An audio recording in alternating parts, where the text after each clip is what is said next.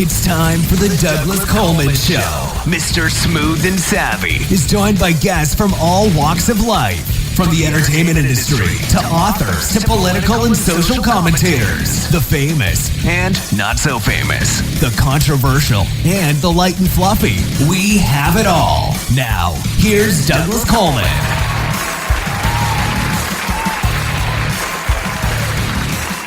Howdy, howdy, ho. Hey, hey. Welcome to the Douglas Coleman Show. It's me, Douglas Coleman. How are you? Thank you for joining us. We've got two guests. Nothing is too good for our listeners. Our first guest is Larry Namer. And Mr. Namer was the co-founder of E-Television. And now he has got a new company, which he is a founding partner, called Metan, M-E-T-A-N, Metan Global Entertainment Group, which is a group developed to distribute entertainment content and media specifically for Chinese-speaking audiences in China and abroad. He will be up first, followed by Evan Kail. Evan is a former Uber driver, and he's written two books, Ubered and Ubered 2, are the story of his bizarre experiences as a rideshare driver. Apparently he had so much happen to him during his time as a driver that he had enough material for two books. He will be up in the second half of the show. So we got lots to get to, full show today. We will be right back with Larry Namer. You're listening to Mr. Smooth and Savvy right here on the Douglas Coleman Show. We'll be right back after these commercial messages. The Douglas Coleman Show is now offering a complete radio promotional package for music artists. Your track will air 28 times a week for 1 month over all of our online and terrestrial platforms, as well as permanently archive on Spreaker, iTunes and many other sites. Your profile will also be featured in our featured music artists page on our website. With this package, you will also get a 15-minute interview on our show to promote your latest single, EP, LP, or upcoming gig. Similar packages like this can run hundreds of dollars and often are subscription-based. Our package is a one-time fee of just $49.99. Please go to douglascolemanmusic.com/CRPP. That's douglascolemanmusic.com/CRPP for complete details. Let's work together to get your music heard. DJC Music and DJC Productions are pleased to announce a brand new website. We have started a listing website for radio show hosts as well as potential show guests. This is a meeting site where hosts and guests can come together. Show hosts can list their show and types of guests they're interested in booking. Potential guests can list their talents, bio, accomplishments, or anything they feel makes them an interesting radio show guest. There are no recurrent payments, only a one-time $5 listing fee. Your listing will stay up until you decide to cancel. Previous guests of The Douglas Coleman Show are welcome to submit their guest listing free of charge. Go to radiohostsandguests.com. That's radiohostsandguests.com. Okay, please welcome to the Douglas Coleman Show, Larry Namer. Hi, Larry. How are you? I'm good. Thank you for coming on the show. I appreciate it. I want to just start right with the cable TV industry. You had mentioned earlier that you started in about 1971 with that. And yeah, literally right out of college. I ended up working for a cable company in New York as on the operation side as a splicer, putting cables together under the streets of New York. Okay. I don't remember even getting cable until probably the early 80s. During the 70s, was it pretty much just limited to major metropolitan areas? Everybody at first had thought cable was just a way to bring good reception into places. But then Manhattan Cable started, which was a company that I worked for, and Time Incorporated bought it. And we started doing things like creating HBO and Cinemax and Turner Broadcasting and those things. So as people began to realize that it was much more than just, a way to get good reception, most of the big cities, starting about 1980, most of the big cities began to put out requests for people to come in and build cable franchises and stuff. So the 80s is where it really spread, but the 70s were the groundwork. Okay. Now, you are the co-founder of the E channel, E Entertainment Television. How does one, this might sound like a silly question, how does one found a TV channel? What is the process for doing it? A lot of people ask us that question. When Alan Marufka and I came up with the idea, which was in 1984, we looked at it and we looked at the entire cable landscape, and we said cable TV is sort of like an electronic newspaper, and CNN is the headline, and ESPN is the sports, and home shopping is the advertising. But what was conspicuously absent in our minds was the second most read in any newspaper, which is the entertainment pages.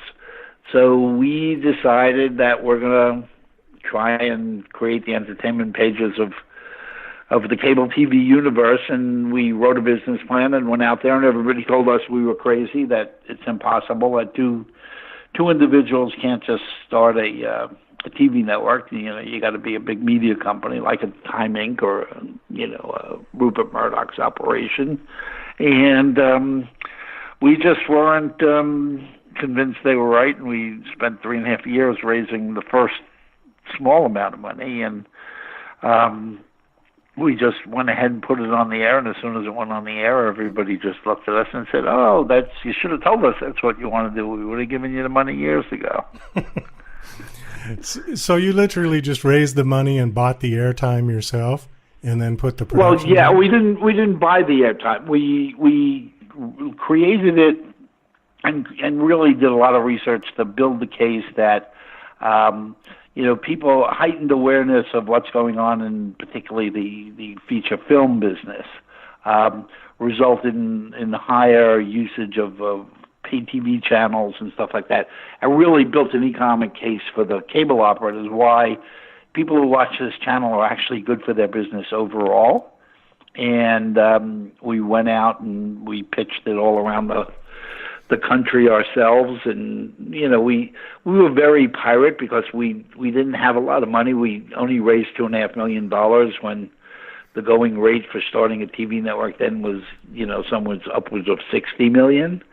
So we were very pirate and very different than anything that was on the air, and people just loved it from the very beginning, and it just grew immensely. I think in our first year we had grown. We were the fastest growing cable network in the U.S., and by the second year we were already expanded to 14 other countries, and the rest is kind of history. One of the shows that's on there now, or was on there, is the Keeping Up with the Kardashians, I guess. Oh, yeah. Did you have anything to do with that show? Not directly, because it kind of came after I had left. The early stuff on E was more, mine and Alan's sensibility, which is Hollywood is funny stuff. Don't try and make it to be more than it is. So, you had shows like Talk Soup and Howard Stern and Wild on E, and, those are all the early shows. The girls I know since they were babies. I was friends with Bruce and Chris, so I knew the girls since they were little and stuff like that. It was just amazing to see how they had grown and become such, superstars. That show is still kind of amazing to me because, I mean, not to be disrespectful or discrediting of what they've accomplished, but they didn't start with a huge talent backlog. It was just kind of what they were, and here's a show. But the way it took off was amazing to me. Yeah, well, I mean, they have very interesting lives. I mean, you got Bob Kardashian on one side, who was associated with the whole OJ. He was OJ's best friend for a while, and then, right. Bruce Jenner on the other, and they grew up in this Hollywood world, and people just found looking in on their lives incredibly interesting, and you really look at what I consider the amazing job that Chris did, the mom. And I think she was the creator of the mystique and, just fashioned that whole thing and she built them into brands. I mean, I think she deserves a lot of credit. Oh, from a financial standpoint, it's amazing. Wasn't one of them now, she was like the first billionaire, the youngest billionaire or something like that? Yep, the youngest billionaire. Billionaire. And, she's done incredibly in the cosmetics world. The girls are, fashion influences. I mean, people, girls, women of different ages follow them and, they move markets. So they make incredible amounts of money. Is that show still on? Yeah, still on. So and there's derivatives of it and stuff like that. So it's still, there's still hot stuff. Wow, that's amazing. Okay, your current company is your president and CEO. Is it Metan or Metan? Yeah, Metan. Metan, okay. Metan Global Entertainment Group. And I'm just going to read this off here. It says, a venture created to develop and distribute entertainment content and media specifically for Chinese-speaking audiences in China and abroad. How did you get started with that? That sounds really interesting. After we sold I was looking, what's my next great adventure? And even while I was at I did a lot of stuff in the former Soviet Union and Russia and stuff. So I was, I loved working outside of the country, and I loved the challenge of trying to create things for cultures that I didn't necessarily grow up in, and in languages I didn't speak. And and the time that I spent in Soviet Union and Russia, I kind of lost this, fear of communism as the boogeyman, and we exaggerate the what the real meanings of it is. And I looked at China and said, this is going to happen with us or without us.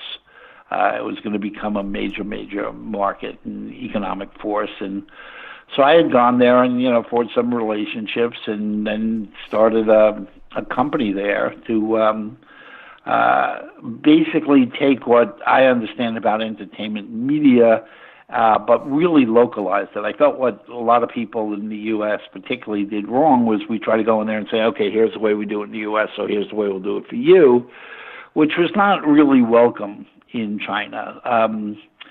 So I decided early on that I had to produce stuff in Chinese language specifically for Chinese audiences and not just take U.S. stuff and subtitle it and stuff. And so we've been there for almost 10 years now and, done reasonably well. And it's been a challenge, there's no question. We just keep going. We do movies, TV, we do a lot of internet content there. So that's it. Has any of the ongoing trade negotiations between China and the U.S., specifically concerning intellectual property rights, has that affected your business at all? Yeah, it actually has because, before, even though there were, big disputes and, issues, particularly around IP, everybody kind of knew where the other side was trying to go. And you could kind of fashion your strategic approach to the market, and the Chinese could position, their strategic approach towards us with some degree of certainty as to what the other party was trying to accomplish. With this trade war, it's kind of thrown everything into the great unknown. The Chinese just don't know how to read us, and I say us, I mean America and the Trump administration. And with no judgment as to whether that's good or bad, they just don't know how to think about what could possibly happen. So what it's done is it's forced a lot of things to just go on hold until this whole thing gets resolved. So the projects that we had going are going, and they're fine. But the new stuff is kind of slowed down and waiting for this trade war to resolve. One of the things that I heard was that the Chinese had commented that nobody ever challenged them on the issue of IP. And they were sort of surprised that all of a sudden there was this push to regulate or reel in their particular policies on other people's intellectual property rights. I think there's some partial truth in that. I mean, we didn't really challenge them. I mean, not just on that, but on a lot of these trade policies, which were just incredibly favorable to the Chinese and not so favorable to the Western world. And it just went on and on and on for so long that they just got used to it and figured that it wasn't an issue for anybody. But we've seen, particularly protecting intellectual property. We've seen that change dramatically as the Chinese media world grew and became more sophisticated and became more valuable. We found Chinese companies that were actually going to the government and saying, "Hey, look, you got to protect our intellectual property." So as the Chinese companies demanded it, it was no longer just a matter of, well, it's just the Americans, we don't have to worry about them. So the laws have changed, the enforcement of the laws have changed, and, protecting of IP has become much more of a goal there and stuff. I think when you get to other stuff like with particularly tech, where the Chinese have demanded that, a tech company coming into China has to share their IP with a Chinese company. Those are still big issues that have not been resolved. Well, hopefully they'll get that resolved, because I think people have been hanging on the edge of the cliff waiting for this thing to get done. Yeah, and I think both sides, well, at least in talking to the Chinese, I know they realize that we need to coexist. We need to find that common ground because, we control the number one, number two market in the world, whether it's us first and them second, or, it flips at some point. We have to work together. There's just no way around it. So they got to find a solution. I wanted to ask you about the Bruce Lee project. That sounds really interesting. Tell me about that. Well, the Bruce Lee project was something we were doing. It was Keanu Reeves' company, which is called Company Films, and I, and Benaroya Films, and Shannon Lee. But that's one of the projects that's gotten put on hold because it was not going, and it's just kind of sitting there. But that was meant to be a reality show based on the philosophies of Bruce Lee. And Shannon Lee is his daughter, for people who Shannon's the daughter, yep. Yeah. And it was really about not finding the next Bruce Lee, but finding people who embrace the mentality of Bruce Lee and the things that he stood for. So it was a very positive, inspirational show. But like I say, on hold. One of the lines I remember was "Be like water." Was one of the things that he said. Yeah. Yep, be like water, to be fluid and, be able to adapt to your environment and stuff like that seamlessly. But, I mean, Bruce was an amazing philosopher. He wrote philosophy books, and so he was much, much more than a fighter. Did you ever meet him?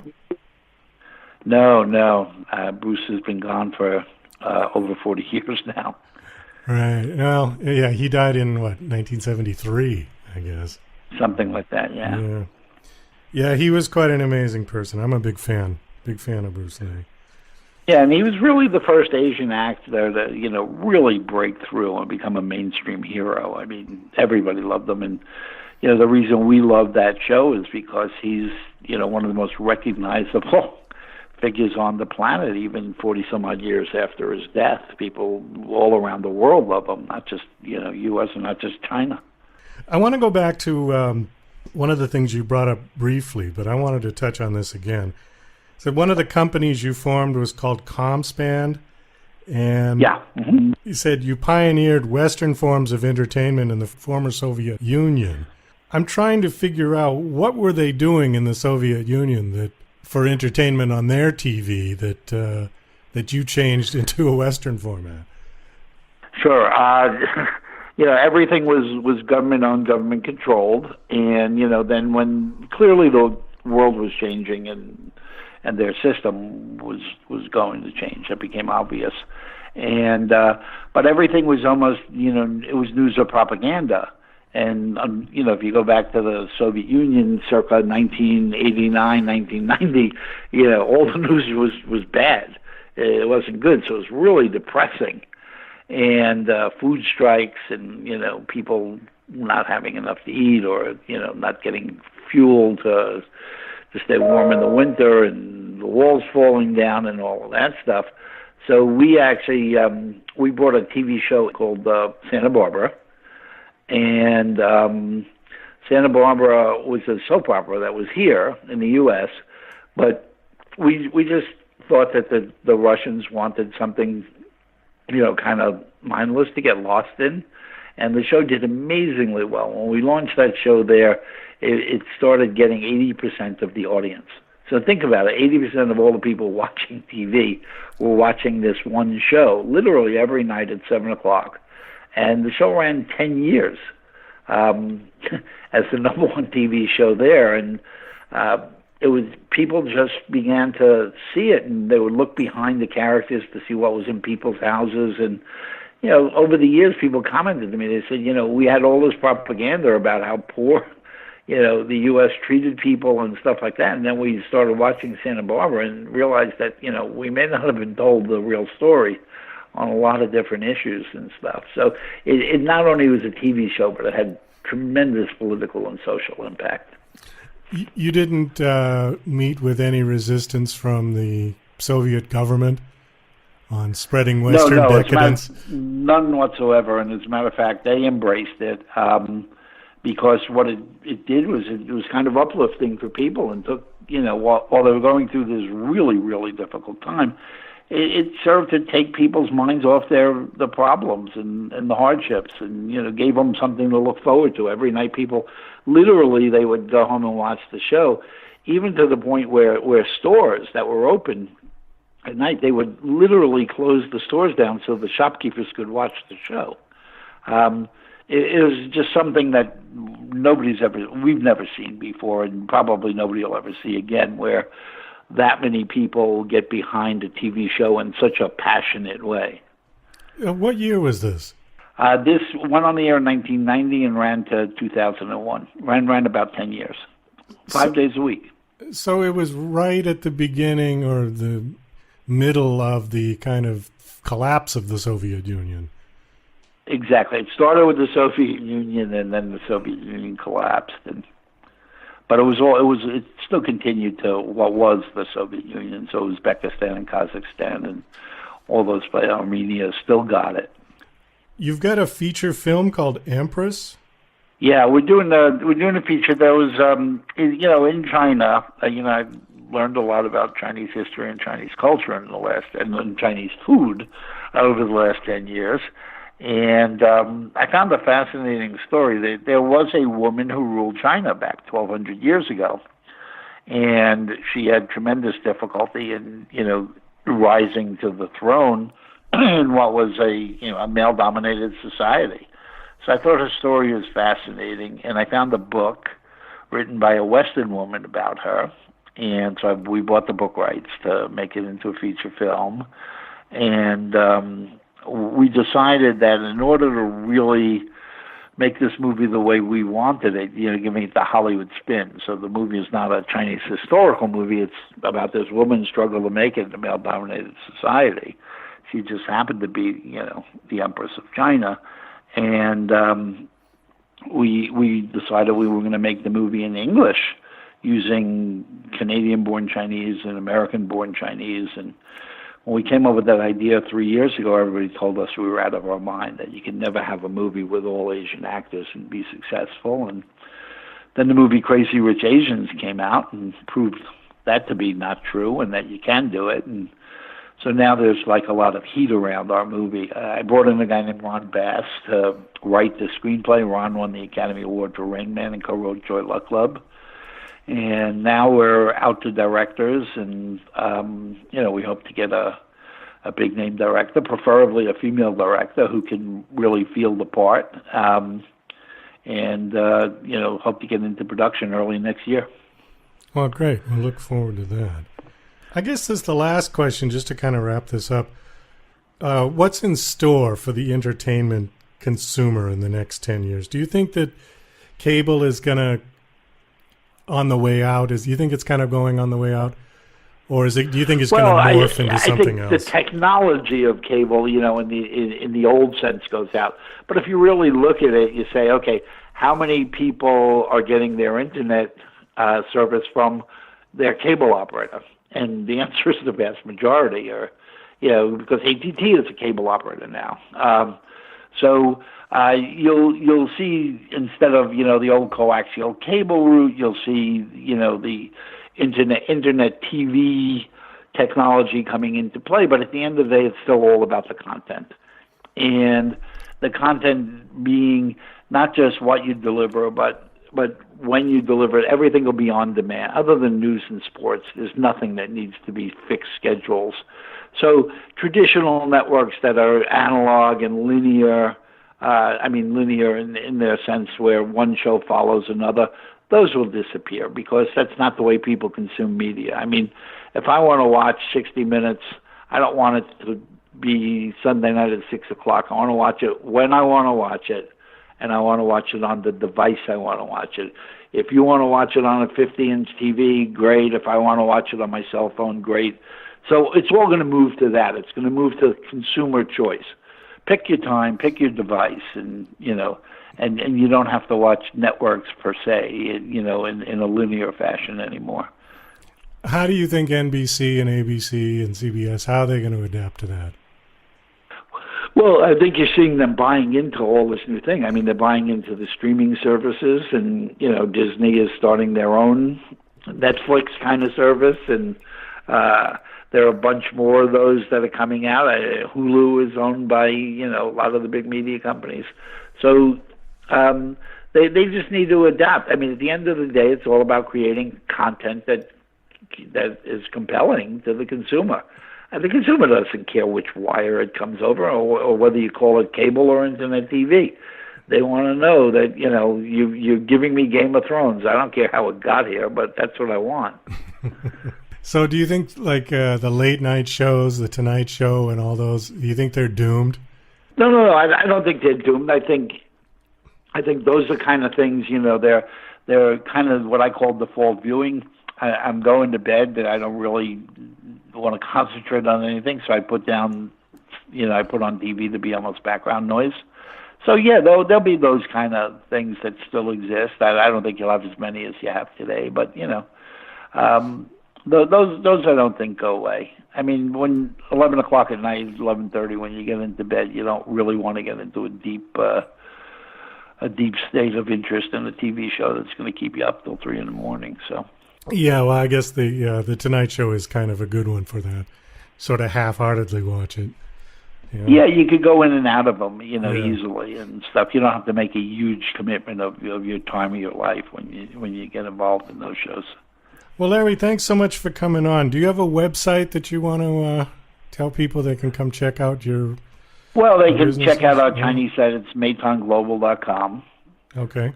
And, it talks about all the stuff we're doing in China and stuff like that. All right, super. Well, thanks again for coming on. Nice talking to you. Best of luck with everything. Take care now. All right. Take care. Bye-bye. Bye. You're listening to Mr. Smooth and Savvy right here on The Douglas Coleman Show. We'll be right back after these commercial messages. Hi there, this is Stuart Epps, record producer. This is my story about Elton John, working with him in those early years, going back to 1967 at Dick James, all the amazing tours, those first recordings, going through to Rocket Records, and it's an amazing story about his incredible rise to stardom and my part in that. So look forward to taking you on that journey. So here we go. Yeah, and to order this great audio CD, please just email me at stuartepps@talk21.com. That's Stuart, S-T-U-A-R-T, Epps, E-P-P-S, at talk, T-A-L-K, 21 in figures.com. Stuart Epps at talk21.com. Email me and I'll give you all the details for buying this brilliant audio disc. Thank you, bye. Are you an independent musician? How would you like to have your songs played on hundreds of radio stations just like the one you're listening to right now? Join MusicSubmit.com and we'll promote your music to radio stations and blogs in your genre. It's free to set up your account, and we guarantee your music will be considered for airplay by radio stations worldwide. Why not sign up today? It's free. MusicSubmit.com. Radio promotion for indie musicians. And now... Hey, Rocky! Watch me pull a rabbit out of my hat! See?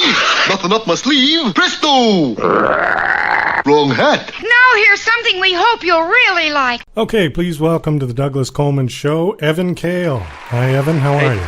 Great. Thank you so much for having me on today. Well, thank you for coming on. I was really intrigued by your story. You sent us an email, and I took a look at your bio and your story, and I started laughing. And I was like, yeah, let's get this guy on. I mean, because he really sounds like he's got some interesting stories to tell. The one thing that your bio kind of didn't mention, which I wanted to ask you about, because people like these sort of details, the where and the when are kind of mysteriously left out. And so I want to get an idea of the timeline. When were you an Uber driver? From November of 2014 until January, February of 2018. Okay. And this was in L.A.? This was in Minneapolis, St. Paul, the Twin Cities area, which is my hometown. I'm a resident here still. I've been here my whole life. I'm not very adventurous. I haven't moved. Okay. All right. So Minneapolis, and that was the timeline. Okay. So you're not doing this now, then, I assume. No. I got ground out from it, basically. I went through 4 cars. I did 150,000 miles of driving. I gave like 8,000 rides, and it's just... The bottom line, I've discovered it is not a good way to make money. Okay, well, let's explain what Uber is to people who might not know. Because honestly, I have never used the service. I know what it is, but, I have my own car, so why would I need that necessarily? It's basically a taxi service, but... and then It's an unregulated taxi service. That's the best way to put it. It's a legal loophole the 2 tech giants have exploited to the tune of hundreds of billions of dollars. Well, I know they just IPO'd. I think it was Lyft IPO'd just a couple of weeks ago, and their stock is already at $65, $70 a share. So it ain't cheap. It's down that's 30%. For sure. What did it come out at? You said it's down 30%? Yeah, it came out in the 80s. Okay. So what's going on here, Lyft and Uber have been in this race. They're in 2 races. The first race was to unveil the IPO, who could do that first. The second race is who gets the autonomous car, and whoever gets the autonomous car is going to win this whole rideshare game, in my opinion. But by preemptively throwing themselves out there with an IPO, Lyft gave investors a look under the hood, pun intended, of their service, and it turns out there's a lot of holes. And Uber is rushing into an IPO now to kind of combat Lyft's momentum, because Lyft has been catching up to them so hard. Like when I first started, Uber was valuated in the mid-$60 billion range, and Lyft was valuated about 4 or 5. And now Lyft is valued somewhere in the 20s. And Uber is claiming, because they're going to do an IPO, that they have a valuation of $120 billion, which is like monopoly money numbers. It's just ridiculous. So these services, though they appear to be doing quite well and have conquered the globe in terms of bringing the service everywhere, there's a lot of flaws. And their business model, I mean, there's a lot of questions to be had. And now that investors are getting a peek into what's really going on in these companies, we'll see how they do. I'm predicting Uber's IPO is going to be a disaster. When are they supposed to IPO? I got to look. It's going to be coming up here soon. So Uber and Lyft have, for their most dedicated drivers who have given 10,000 rides or more, they have offered cash bonuses to buy stock. It's like you can do whatever you want with the money, but it is hope that you buy stock with it. So Lyft had this offer and this bonus like a couple weeks ago before their IPO, and now Uber has just declared that they're matching Lyft's bonus. So I would assume Uber's IPO is coming up really soon here. Okay. So essentially the difference between the 2 companies is just the app and the software that's used? And the corporate ethos, yeah. They do the same thing. It's just Lyft has been able to masquerade as the little guy the one who takes care of their drivers, who boisters a sense of community amongst their drivers, and it's like it's a sham. They're the same thing as Uber. Okay. They do the same awful things to their drivers. It's just Uber got caught in a lot of these scandals, and Uber was a lot more brazen with a lot of the stuff that they pulled. Like, for example, in 2014 or 15, they were trying to blackmail journalists who were digging up dirt on them. Versus Lyft has never done anything like that. I've caught Uber stealing from me as a driver, shorting me a couple different times, and I never caught Lyft doing that. Okay, so let's talk a little bit about your role as a driver and how that works. So if let's say I want to become a driver, what do I do? First, I got to use my own car, right? Yeah. Car's got to be 10 years old or newer. It's got to have 150,000 miles or less.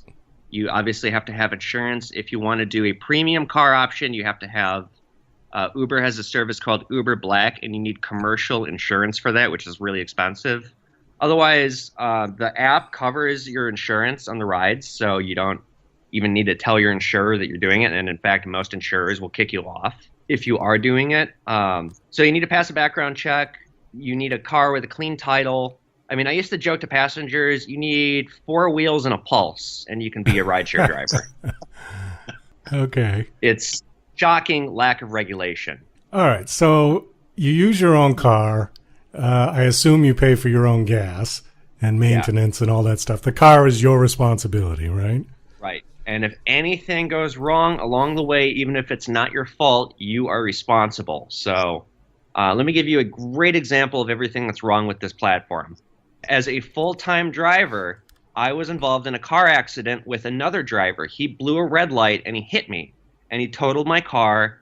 And because I was a full-time driver, well, I don't have a means to make money or run a business anymore. It's like my money faucet got shut off. So for 3 weeks, my life was in turmoil as I was trying to figure out what's going to happen next. So the gray areas and gaps galore make it so risky that alone should deter you from signing up to do this. But other things can go wrong along the way too. You know, I when I was a driver, I was on a first name basis with an auto company here on Lyndale Avenue in Minneapolis because I would blow so many tires.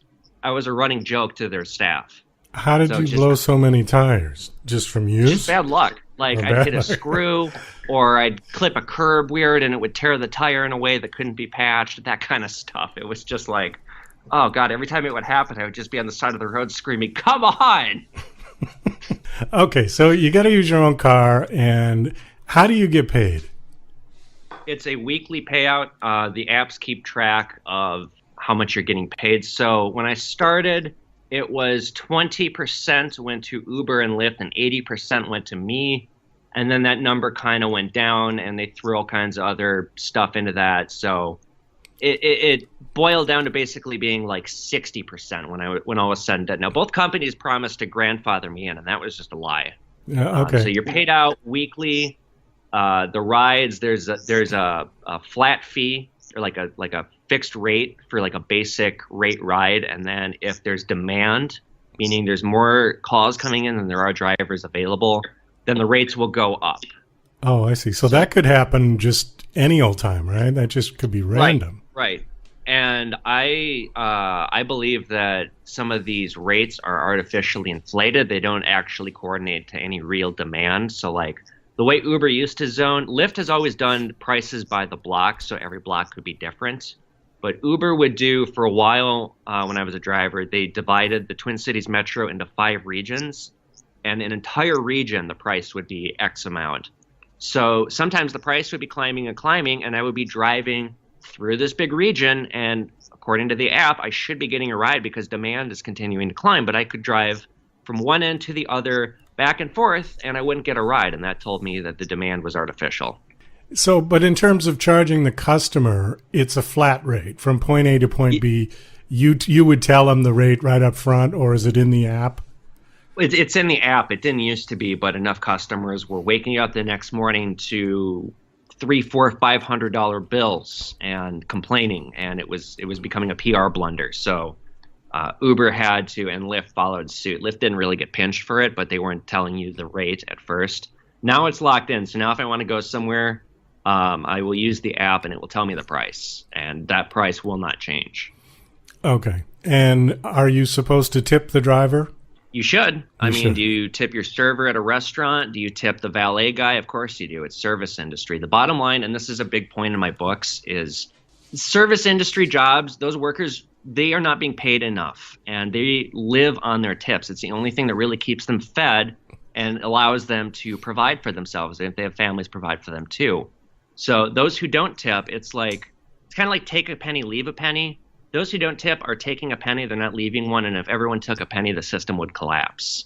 Right. Okay. Now, Uber used to have this misinformation campaign going, and again, I'm speculating because I don't know for sure. Everybody thought that a tip was built in, and there was this one ride, one of the first trips I was doing, it was a mother and her son, and the mom reaches into her purse, and she goes, "Evan, you've been delightful. This has been the best Uber experience. Here's a tip," and she goes to hand me $10, and the little kid reaches and goes, "Oh, no, Mom, a tip's included with the ride." And he directs his mom's hand back to the purse. And I'm just looking at this kid like, oh, you. So everyone kind of thought that a tip was built in, and that was not the case. Now, because there's been so much backlash, and one of the things that Lyft did to differentiate themselves from Uber was say that, or was allow a passenger to tip on the app. And that became a newer feature on Uber. So Lyft always had a tip option, which was nice. I'd say about half of people tip at the end once the service became more commonplace and people became more familiar with it and the realities of it. And another reality is tips are important because the driver is not being paid unless you're in the car. So it's blind contracts. You're required to accept most of the calls that come through. You get kicked off. And the rideshare services, Uber and Lyft, do not tell you where you're going. So you might get a call from 10 miles away, and you don't know where that person is going, and you might drive all that way to go get them, and they're just going down the street. So you lose money on that trip. So if they don't tip you, then you're really losing money on that tip, and that stuff can add up against you. Okay. I was reading through this bio that you sent me, and there was a funny thing on here about where you made it a rule that if somebody asked you in, you said yes, and then you changed that rule once you got some weird people. Why did you make I never changed it. Oh, you didn't change it? Okay. Well, why did you make the rule in the first place that you would go inside with a total stranger? That just seems like kind of strange.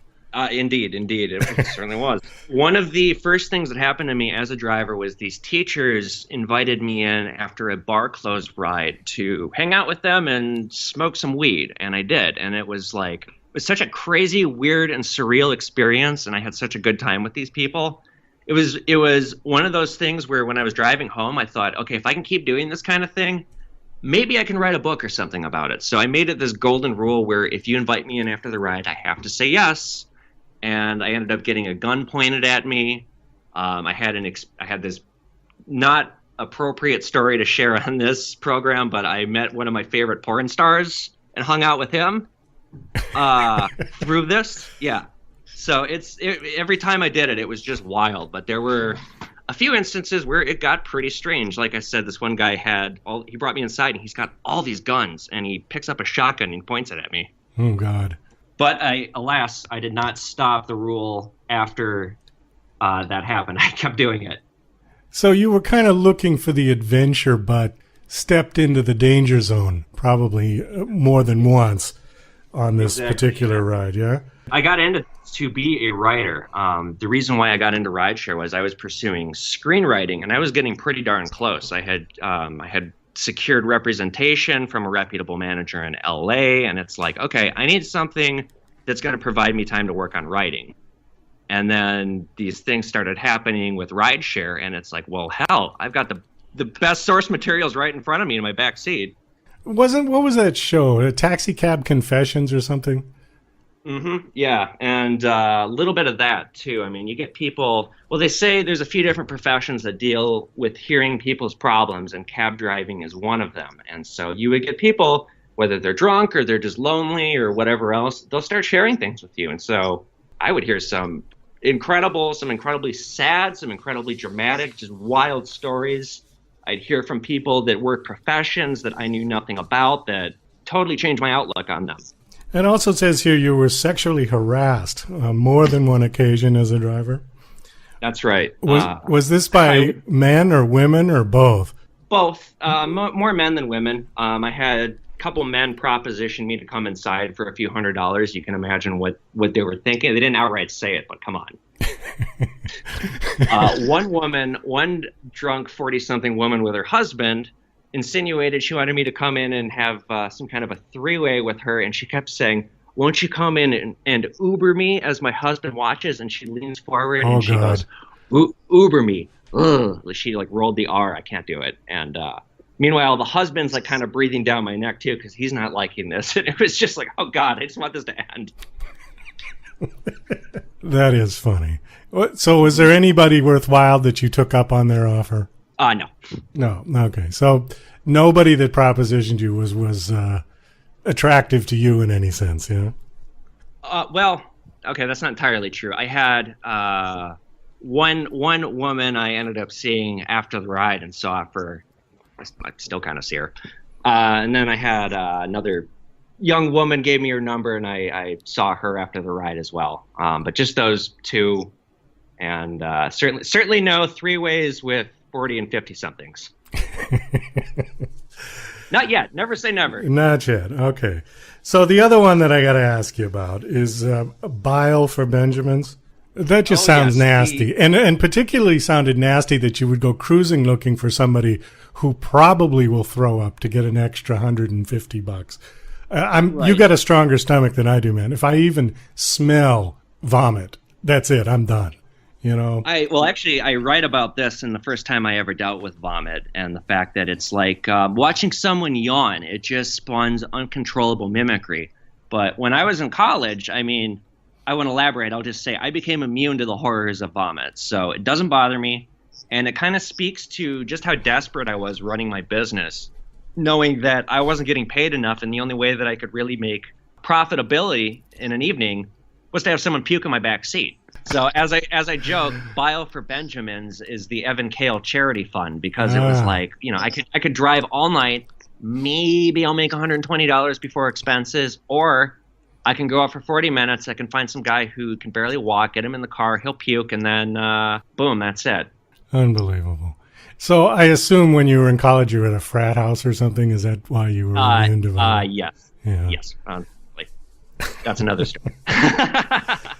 That is another story for another book. All right. You got one more anecdote? You got one more for us? Yeah. Anybody listening to this, look, the only way that you can make money doing this is if you have a car that's worth like $3,000 or less, gets like 30 miles to the gallon, and you do not care what happens to it. But you're not going to get tipped, and nobody wants to ride in something like that. People ask me, why did you buy these luxury cars? And I've got a twofold answer. The first is I'm all about customer service, and I thought this would be providing the best service possible, having these luxury cars. And in doing my preliminary research, I found that there were people in larger cities where it is sustainable. And like I would buy these used BMWs for between 15 and 20 grand, and like things would keep happening to them. But so in Minneapolis, though, it's totally different because the market here is different than it is anywhere else. It's super spread out. There's not that many people. So the amount of money that I'd be making in this city versus another city, it's like a 2-to-1 kind of ratio. It just wasn't feasible. And the other reality is, I mean, you're destroying your car, and there's no way around that. You have to be okay with destroying your car, and you have to hope that you don't run into a bad string of events like blowing a tire or getting into an accident or something else. There are so many loopholes and things that can go wrong. There's a lot of risk. I had, you know, we don't have very much time here, so I'm not going to tell you all my stories. I've had some really dangerous stuff happen to me. And that's not just because I went inside people's houses. Just in the ride, in the car, there would be things that would happen that would just be alarming, terrifying. I sure couldn't have done it as a woman, I'll tell you that much. Well, okay. You know, now you've got me flashing back to that De Niro film, Taxi Driver. Yeah, reference that a lot. I drove prostitutes or women that I strongly suspected were, and that was like one of those things where I want to do something, but like, what can I do? I mean, I would think about that movie Taxi Driver all the time. I can imagine. So now here's a technical question. If one becomes an Uber driver, you can get a separate car and just write the hell out of the whole thing for business expense, can't you? Indeed, you could. Yeah. Like I said, though, you got to be comfortable with destroying that asset entirely because, like, you know, I drove in my 4 years and I I talk to rideshare drivers that do it full time, and they work like 80, 90 hours a week. You know, they give 150, 200 rides. They're driving 2,000 to 3,000 miles a week. So you can max, if you're doing that, you can maybe make about 65 or 70 grand here in Minneapolis, but your expenses might be 30 grand or more. And so you have to realize, you know, you're making 40 grand to work 80, 90 hours a week. That's a slice of hell. Well, true. And also, if you're doing that kind of work, leasing a car wouldn't you can't do it with a lease. No, it wouldn't be, because the miles would kill you. And you have to own the title to the car to be a rideshare driver. Now, you can lease a car through Uber and Lyft, or maybe not through Lyft, but through Uber you can. But they'll tack on a crazy interest rate, and they'll take it out of your paycheck, and it's basically indentured servitude. So you have to have a car that's free and clear. It can't be a... Yeah, and it can't have any accidents or anything else. I guess the next question is it any cheaper than taking a metered taxi? It certainly is. And it's also, look, it's like Blockbuster and Netflix, okay? Blockbuster went away because they were treating their customers poorly. They thought they were never going to be toppled, and they just thought they could, you know, do what they wanted with the market because they own the market share. And then somebody came along and undercut them with a better service and cut them out. Same thing with rideshare and taxis. It's a better system for the customer. It's more efficient. You know where the driver is. But for the ones making the whole enterprise possible, it's like professional sports. The only ones who are really benefiting from it are the owners and the fans. And the players making it possible are getting chewed up and spit out.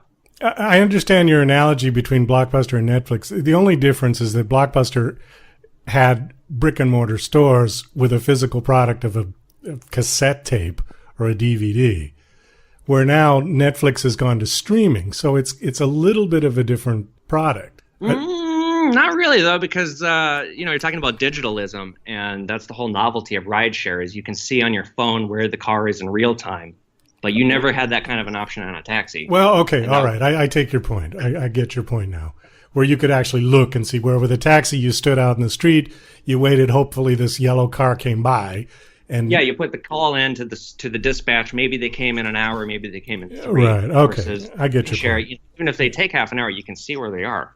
Okay, so it is more beneficial for like I said, I've never taken one, so that's why I'm asking like a naive little child, because I don't know. I've never been in an Uber before. Look, don't get me wrong, it's a great service. It needed to happen. If it didn't come through Uber and Lyft, it would have come through another service. But, you know, everything that's happened along the way, it's been a slap in the face in terms of regulation. That it has gone on this far, this long, with this much success, without anything truly, truly disastrous happening, to me is a happy accident. Well, I don't know about the autonomous cars. I'm still really nervous about that whole idea. Spend enough time on the road, and I believe, Doug, you will join me in the opinion that human drivers should be removed from the road. Like the things that I would see every day. Well, sometimes I would have to pull over and just shake my head, like, "Oh my God, how did you get a license to drive?" Yeah, I guess there's two schools of thought on that, where there are many, many terrible drivers out there. However, I like the option of being able to control the car if necessary, because I'm thinking of the problems with the Boeing 737, where the computer essentially took over the plane from the pilots and they couldn't control the plane. Right. Now an autonomous car has no driver at all, right? Nobody's up there. In its truest sense of the word, yeah. That technology doesn't exist yet. Right now what we have is people that are quote-unquote pilots, hands on the wheel, but the robot's doing the turning. Look, I'll make this analogy, okay? It's not even an analogy. Being human, you say, oh, I'm human. I made a mistake. That's what being human is about. A machine, by definition, is calculated perfection. So once we have that on the road, you know, an accident, when somebody says I got into an accident, it's rarely just that. It's human error. It's inebriation. It's distraction. You don't get any of that with a machine. So although the technology will be imperfect, there's so many legal areas and gray areas to cover, it's going to be a mess to figure out.